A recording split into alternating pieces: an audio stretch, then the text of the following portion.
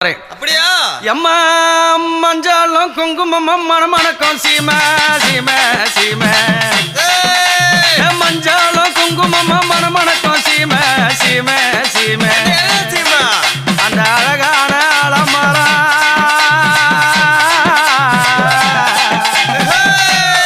அம்மா அழகான அலமராத்தான நீராகி ஊத்து தண்ணி வெள்ளமாக வந்தா காத்திரவே நல்ல ரூல தந்தா ஊத்து தண்ணி வெள்ளமாக வந்த காத்திரவே நல்ல ரூல தந்தா எம்மா